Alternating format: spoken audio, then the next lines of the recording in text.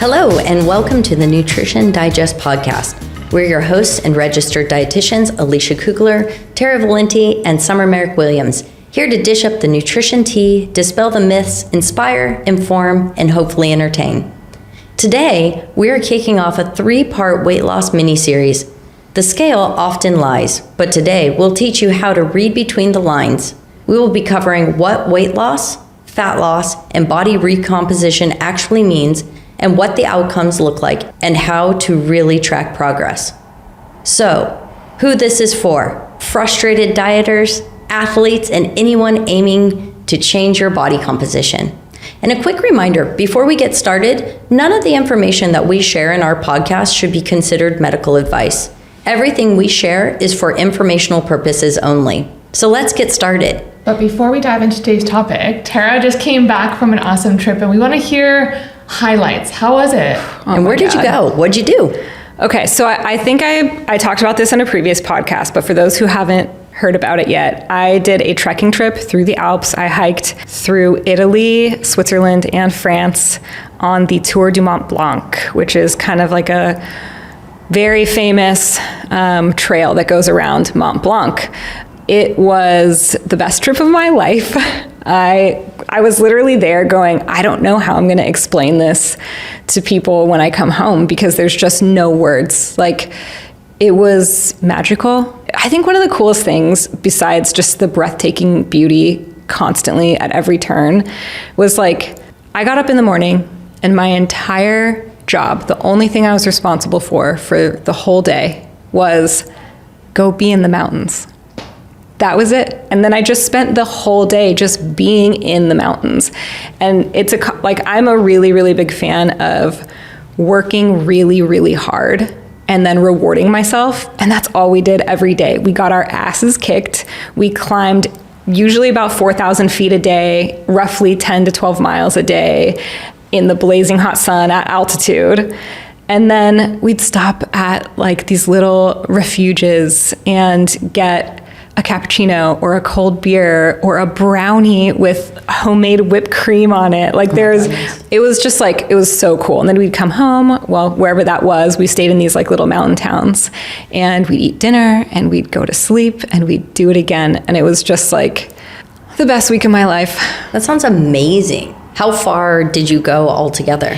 So it was about 62 miles and about 20,000 feet elevation gain. That's Whoa. awesome. And then how many days was it total? 6. 6 days. Okay, cool. And you even came back with some new ink, which did. I love. Yeah. So on the very last day, so we started in a town called Courmayeur, Italy, and we ended in a town called Chamonix, France. And that night afterwards, we had a little bit of time and we had been talking about getting a tattoo pretty much since day one, but we were like, well, we can't do it until we complete it because, you never know what could happen. And afterwards, we all of us pretty much went and got the elevation map tattooed on us in different ways. So everyone's tattoo is a little bit different, except me and my friend Lauren got the same exact one. So we're matching, but yes, now we all have a permanent memory.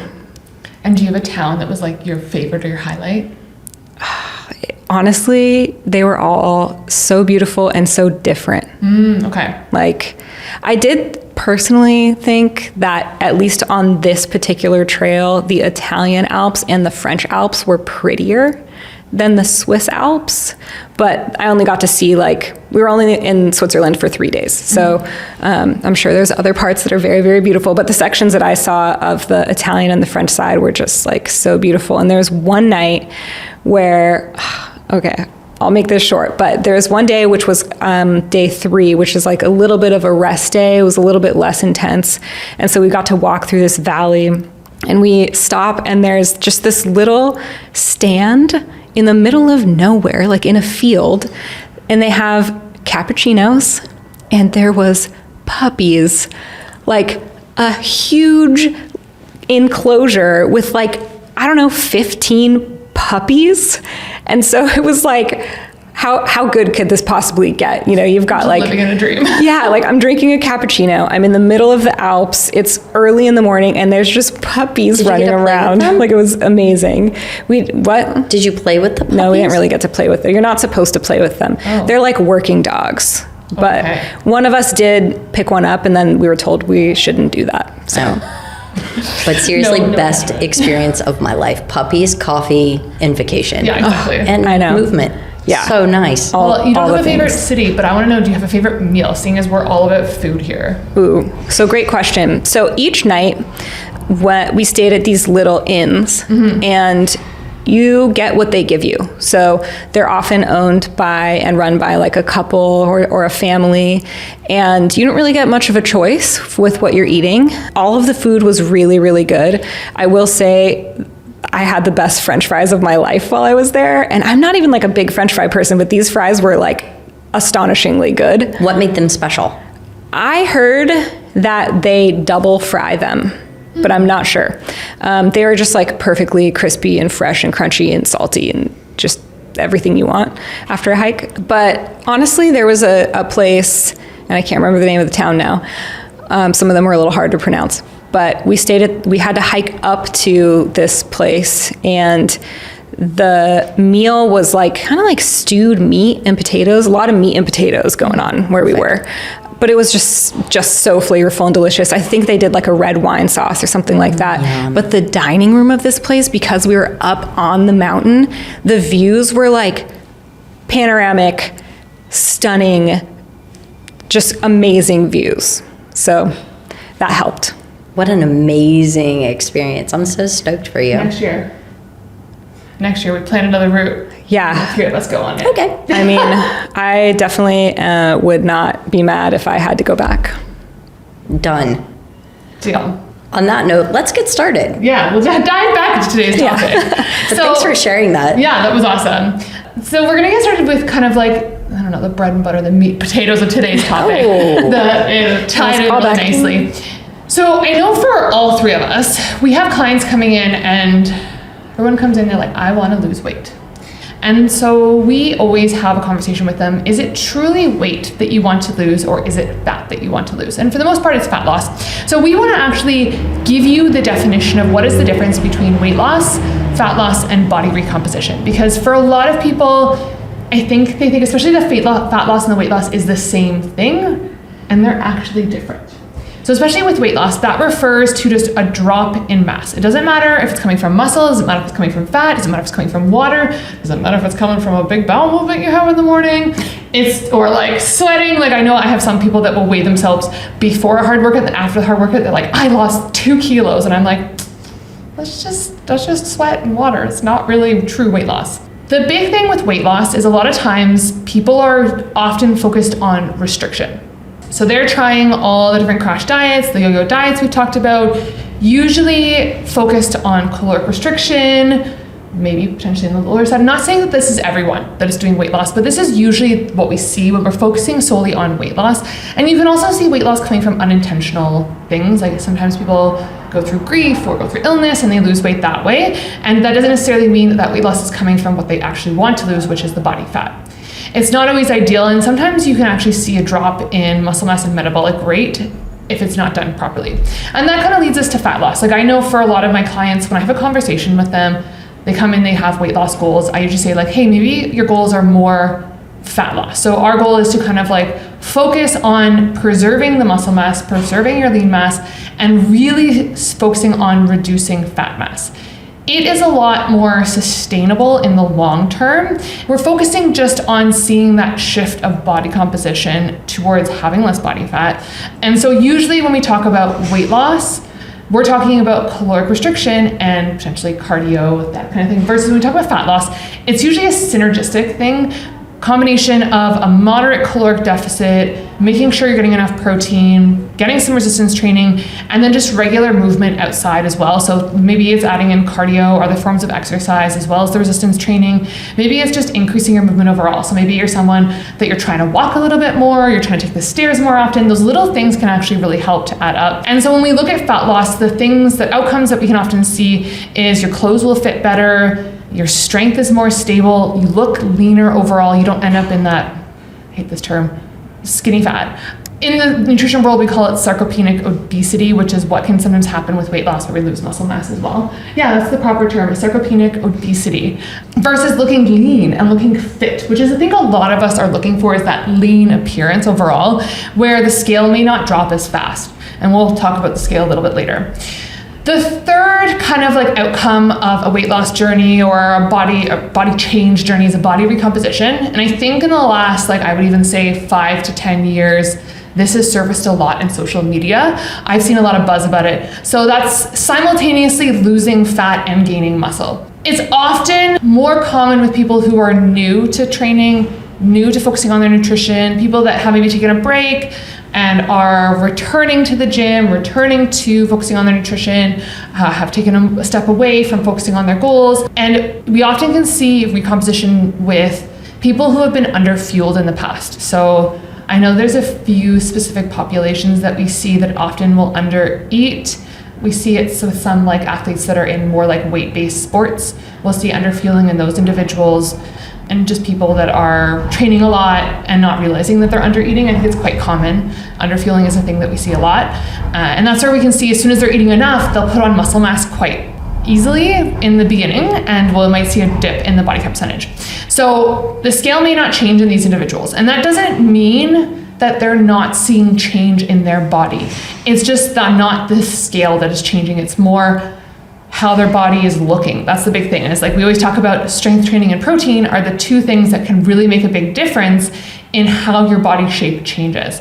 So the big thing with that is like it's staying consistent, it's lifting weights, it's making sure we're getting that other movement in, we're getting adequate protein, and we're eating more at a calorie neutral or like at more like maintenance calories versus being in a caloric deficit, which we would look at with fat loss and weight loss. For individuals who have been working on their nutrition for a while and have been training, exercising for a while, body recomposition is really hard. It's a very, very slow process. So for some individuals, especially if they've been on this journey for a while, we kind of say like, hey, let's focus on either putting on some muscle mass or going through a fat loss phase instead of focusing solely on body composition, because it might be a very frustrating process for them.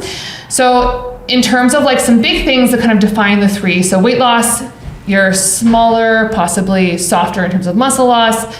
Energy might be low, you might see a difference, your strength may drop, and weight loss can be really hard to maintain in the long term. With weight loss, a lot of times people will lose the weight and then they won't maintain it easily. They'll just spike back up.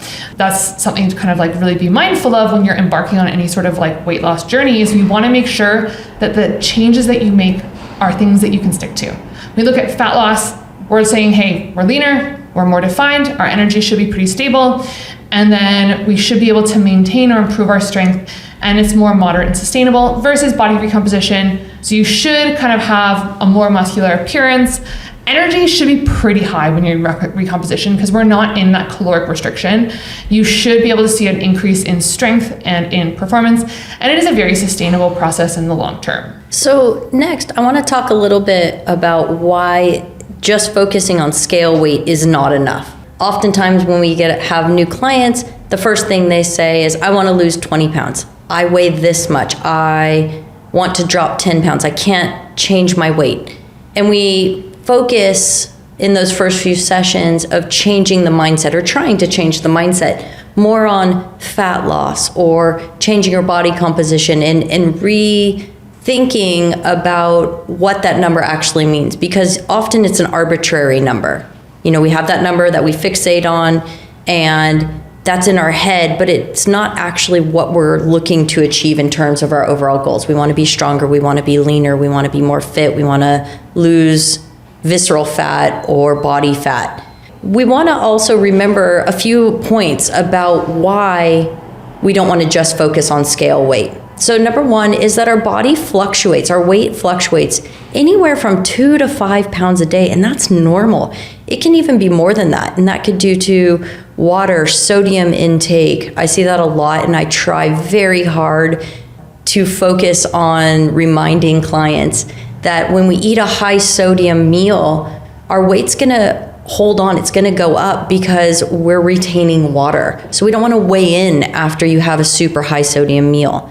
Also, hormones can affect our weight. For women, our cycle phase, where we are in our menstrual cycle, that can shift our weight and cause bloating. Also, emotional roller coasters, chasing a number can override our actual health wins. We could be getting so much stronger, losing body fat, gaining muscle, and we won't see that shift on the scale. And instead of celebrating those wins, we're focusing that the number hasn't dropped.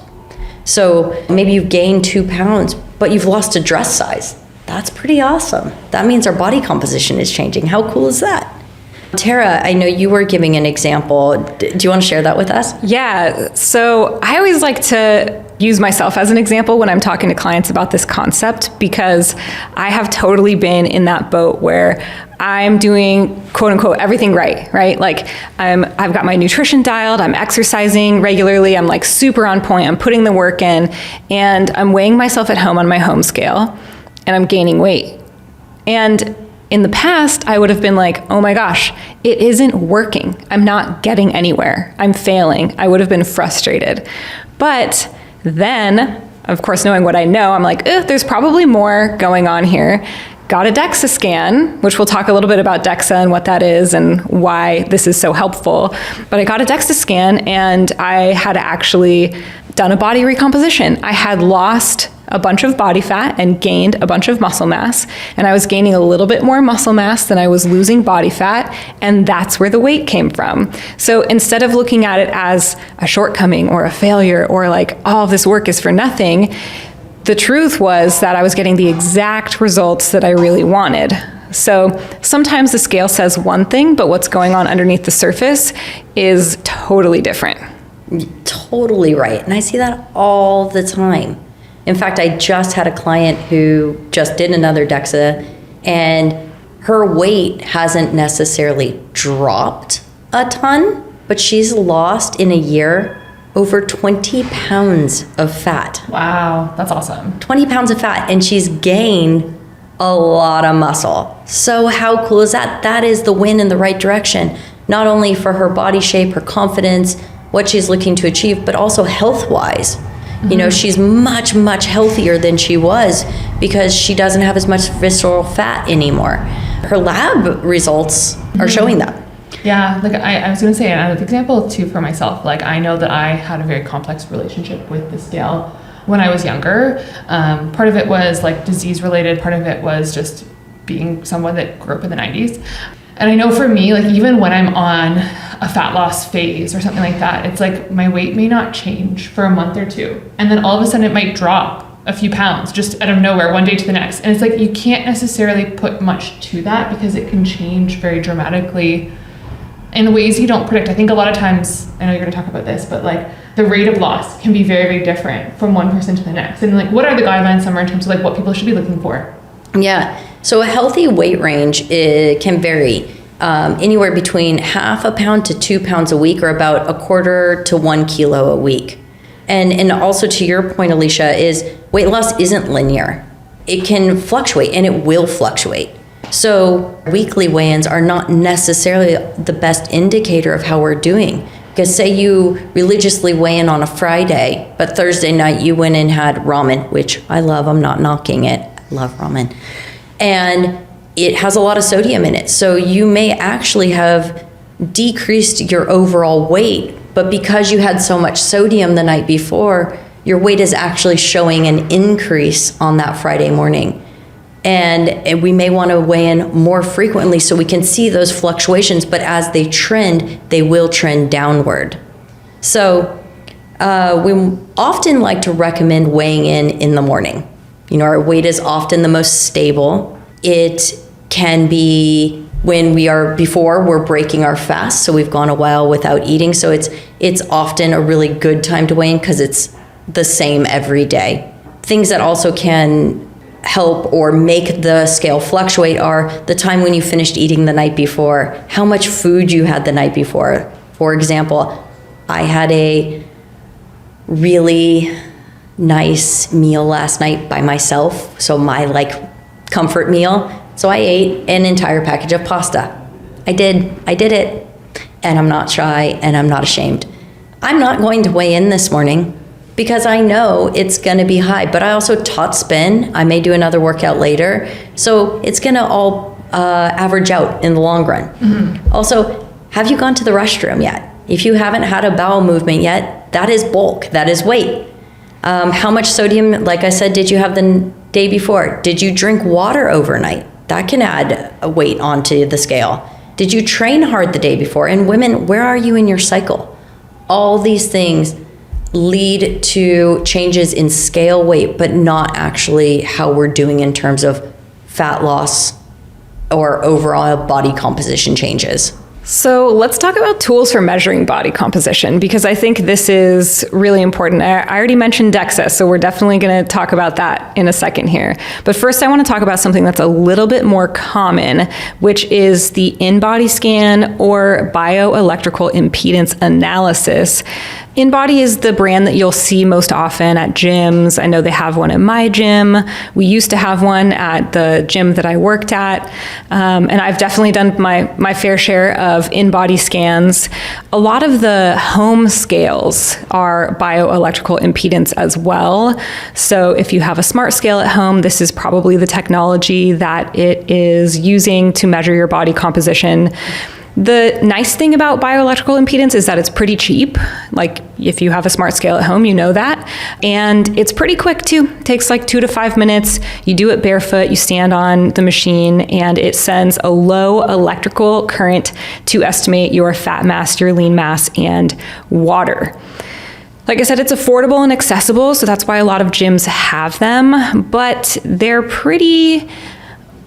the word I'm thinking of is like fickle. They're like wishy-washy. Yeah, they're wishy-washy. Like it's easy to mess up your measurement because they're very affected by hydration and food intake. So if you're not eating exactly the same thing all the time, if you are a woman and you have fluctuations in your hormones and your water retention, these are things that are going to impact your reading. And also, sometimes the readings are just completely whack. I actually had one client who was doing so amazingly. She had this like dramatic before and after photo of herself. And the difference was just jaw-dropping. Like she had totally changed her body composition. So she came in to do a follow-up InBody scan back when we used them at the gym that I work at. And the scan told her that she had gained body fat and lost muscle mass. It was clear that it was inaccurate. It was clear that it was just a funky scan. Something went wrong with the machine.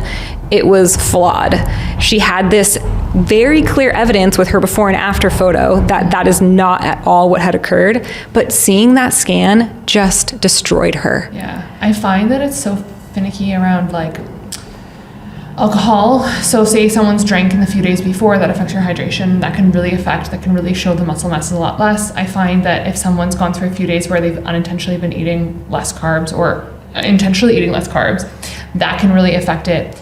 If they've had a hard workout the day before or the day of the scan, even if it's hours after, that can still deplete the glycogen, can give you wonky readings, because it is so dependent on just how that electric current flows through the body. It can be so influenced and skewed. And I've even seen clients do the opposite, where they've overhydrated intentionally the day before and day of to get a better scan. And I've seen that. And like I've had clients be like, I chugged extra electrolytes, I chugged extra water, and they were like, their scan was amazing. And I'm like, I don't think you lost 10% body fat in a month. That would be crazy. The other thing with the InBody is that it typically gives a much lower body fat percentage than other methods of measurement too. So it's really great for your ego, but accuracy is questionable.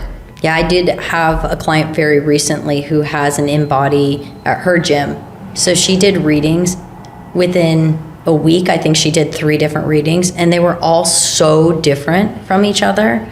And I was trying to explain that they don't always give the most accurate results. And she was the same thing, destroyed at these readings. It can cause a lot of emotional turbulence in clients. Like I know the gym that I work at in Toronto, like they have an InBody, and like for some people it's great. And for others, like if they have they can come in so excited, they feel really good, they see changes, then they hop on the InBody, it's just a negative reading, and then they're just destroyed and demotivated. And I'm like, that's not what the purpose of this is. Yeah, I usually try to just give people kind of like a briefing on it. Like, so this is just going to give us a ballpark. And it's nice to look at numbers, but they aren't everything. Tara, what are some things people can do to ensure they get an accurate scan for an in-body if that's the tool, the main tool they have access to? Because I know some people, they just don't have access to a DEXA or a bod pod.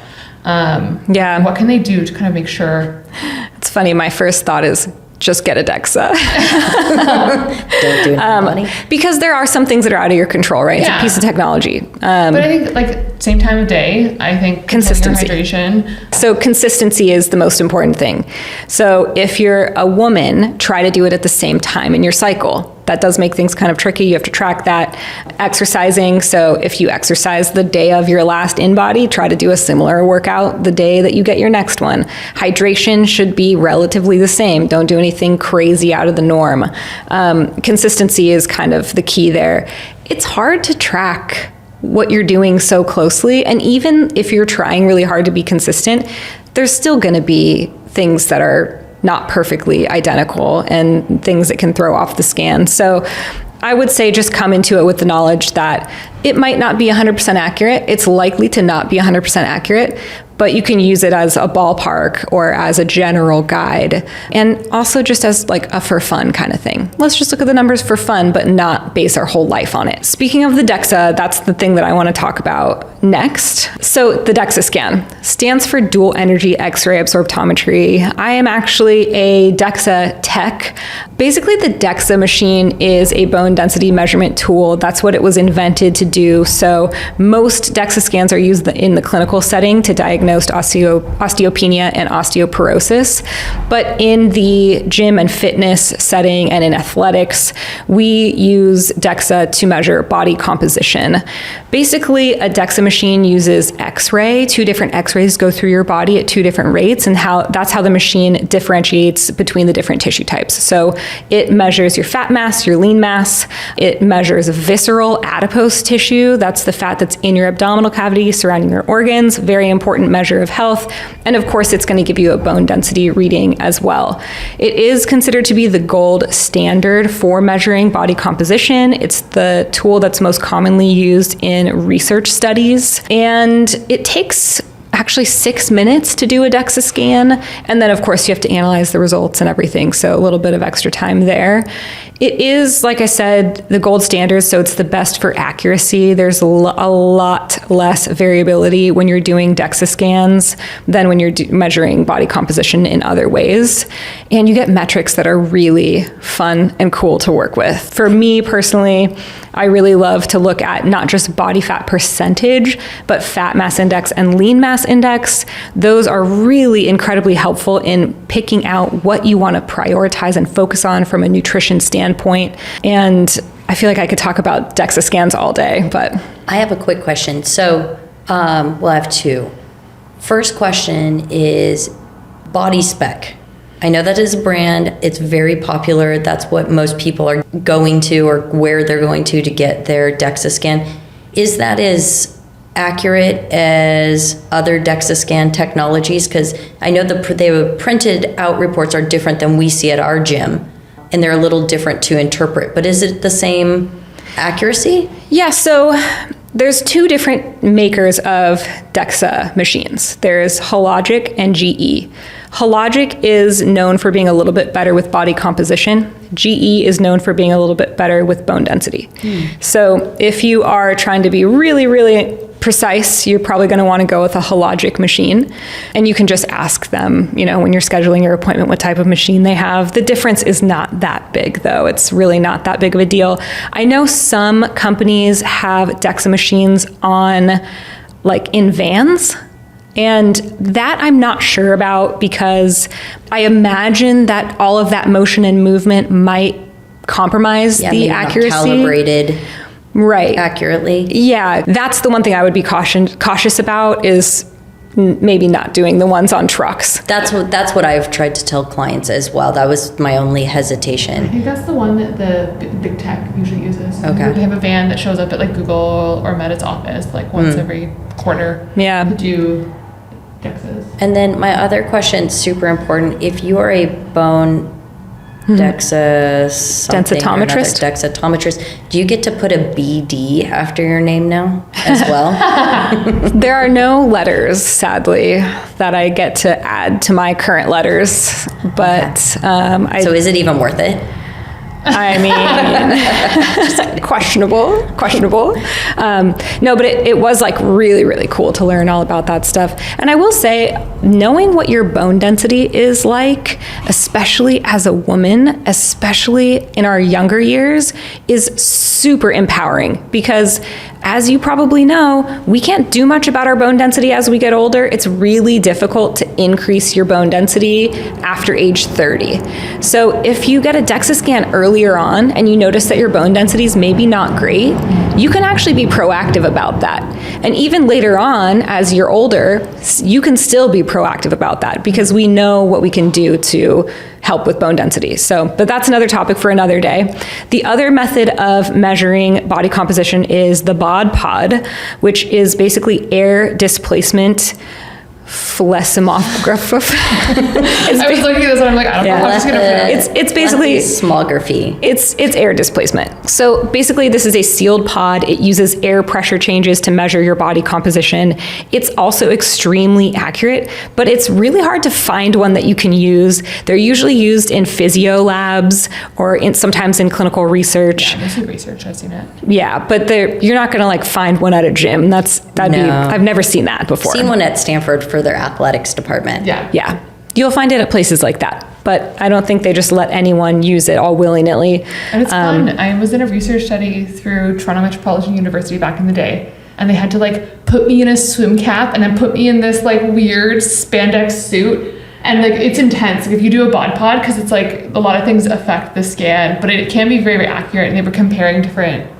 It's very cool. That is really cool. I would like to use one day. On that note, those are the things that can affect it. So that's why they had you put a swim cap on and stuff like that. Hair volume can affect your reading, breathing technique, clothing. So everything has to be uniform, which is hence the strange outfit you were wearing. So those are the three primary ways to measure body composition. Now, some other ways that you can track your progress are things like photos, measurements, subjective wins, performance metrics, etc. Photos, just like Tara was saying with her client, is a great way to track kind of a before and after. You know, I think it's awesome. You can really see your body changes. The camera doesn't lie, except for if you do different angles and different poses. Then it can totally lie. And then there's also...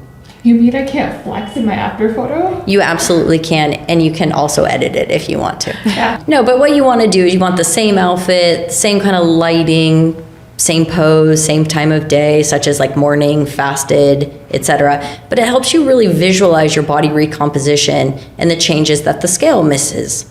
Also, measurements, I suggest this all the time to my clients because where the weight, as I mentioned before, is just a number and doesn't take into all these other factors, actual measurements show the changes in your body. So you want to take a tape measure, do measurements maybe around your biceps, your chest, your waist, hips or glutes, your thighs, and for some people who really are fixated on their calves. If you know, you know. People love their calves or don't care. And you want to track that again. You're not going to track that every week. That's going to be more of an every 4 to 6 weeks or so you can really actually see some progress. And if you do that again for a woman, you want to make sure you're wearing the same type of bra. We don't want to wear a sports bra one day and a padded bra another. People do it.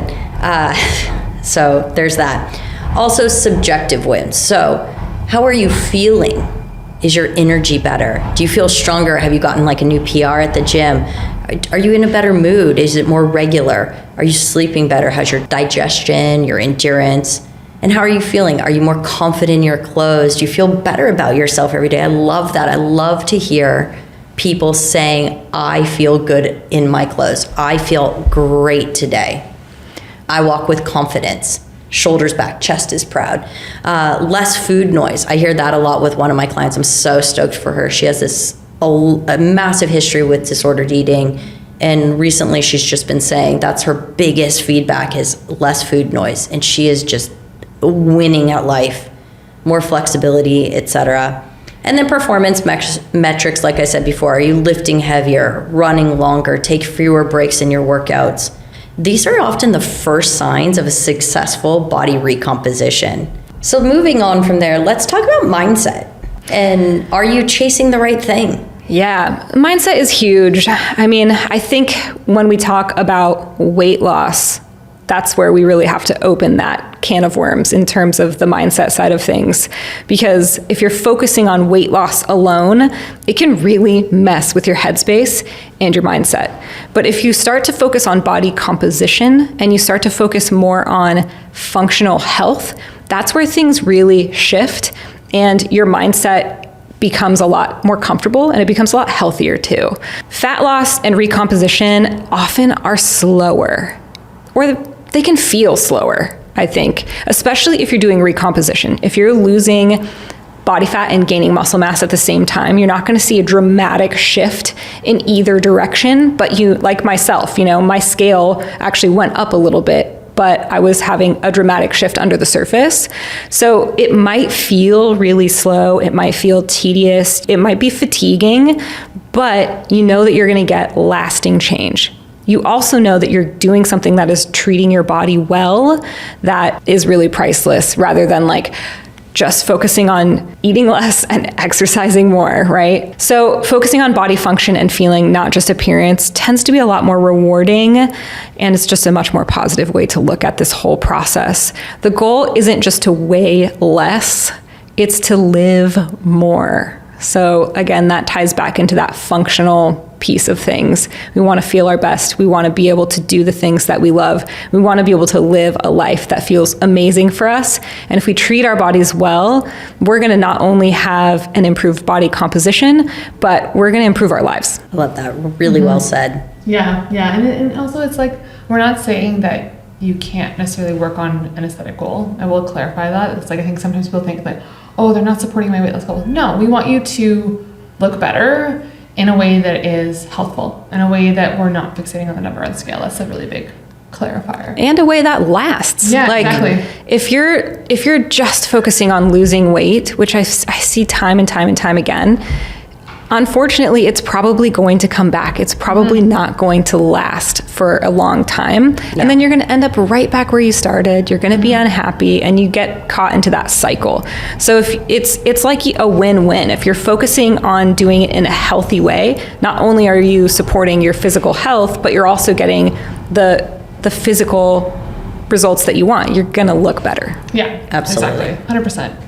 So putting it all together, weight loss isn't always fat loss. So just make sure that choose an appropriate way to track your progress with photos, performance, how you feel, not just solely relying on the number on the scale.